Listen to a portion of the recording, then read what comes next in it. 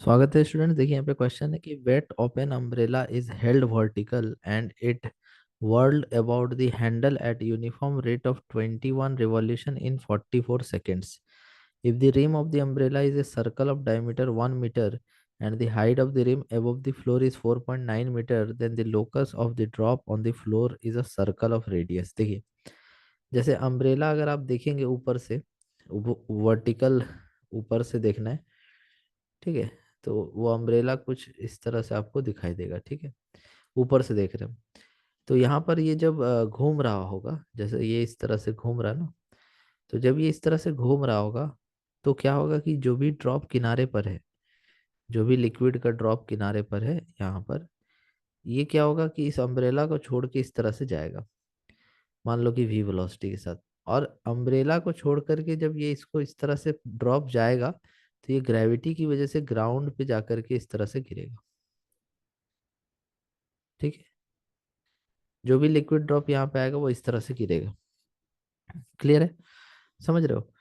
और बाकी आगे वाला जो भी ड्रॉप होगा, जो यहाँ होगा, वो भी इस तरह से गिरेगा, वो भी इस तरह से, यहाँ वाला इस तरह से, यहाँ वाला इधर, यहाँ वाला इधर, यहाँ वाला, तो ये एक सर्कल बन जाएगा। तो इसी सर्कल का रेडियस आपसे पूछा गया है, ठीक है। समझ रहे हो?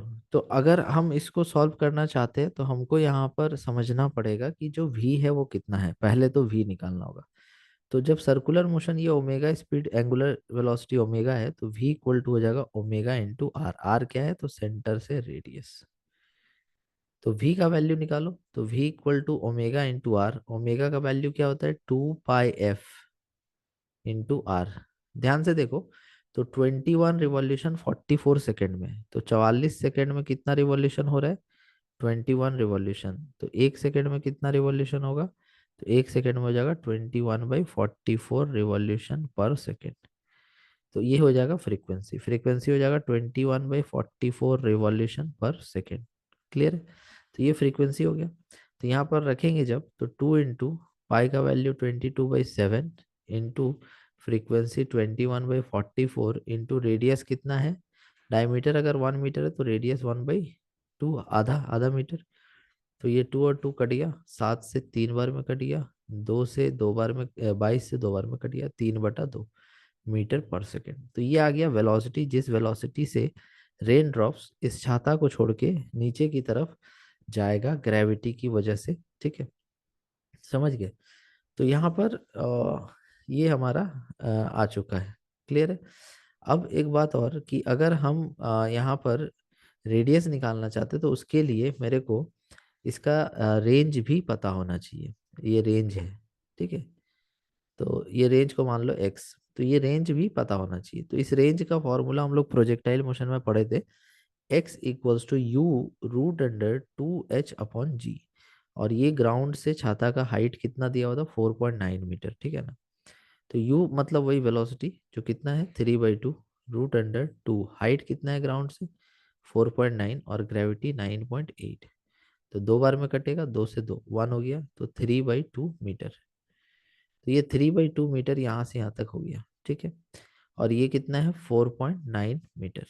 अब अगर हम रेडियस निकालना चाहते हैं तो आराम से आ जाएगा।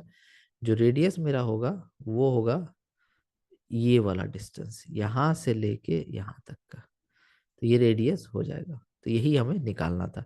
तो ये हमको पता है कितना है, ये 4.9 प्लस रेडियस 1/2, और इधर 3/2। तो अब पाइथागोरस थ्योरम लगा दो, तो वैल्यूज तुम्हारा सारा पता है। ये है 3/2, ये 4.9, और रेडियस आधा है उधर, 0.5, 5.4। तो ये आ जाएगा।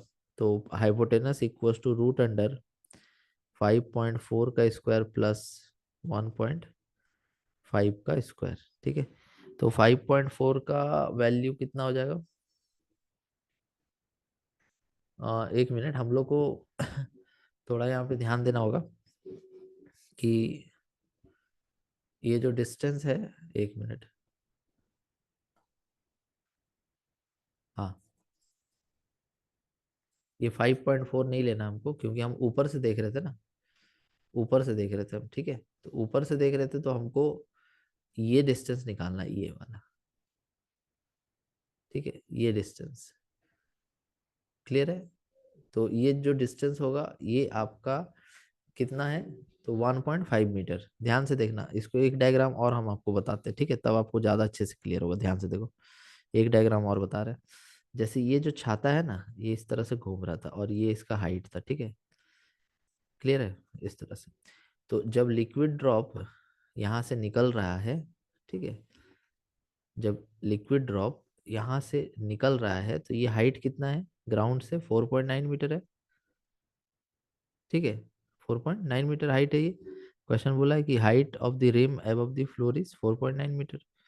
तो ये जो यहाँ से जब 4.9 मीटर हाइट से ये निकल रहा है, तो कुछ ऐसे जा रहा है और ऐसे जा करके ये ऐसे गिर जा रहा है, ठीक है, समझ रहे हो?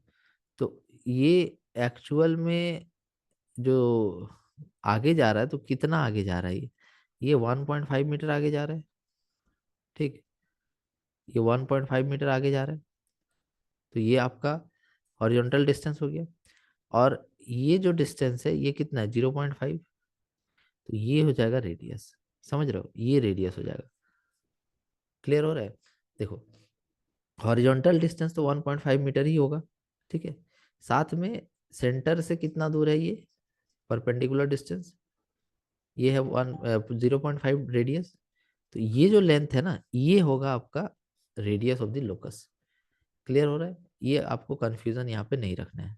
ओके, तो यहाँ पर जो लोकस हो जाएगा, रेडियस हो जाएगा, रेडियस ऑफ द लोकस, ये हो जाएगा रूट अंडर 0.5 का स्क्वायर प्लस 1.5 का स्क्वायर। ये आपको ध्यान रखना है। एक बार और हम आपको समझाना चाहते हैं अच्छे से, ये पुराना डायग्राम हम मिटा रहे हैं, ठीक है, आप इसको स्क्रीनशॉट लेना चाहते ले लीजिए, नोट करना चाहते कर लीजिए। देखिए, एक बार डायग्राम और बताते हैं आपको, क्लैरिटी आएगा आपको, तभी जा करके आप समझ पाएंगे।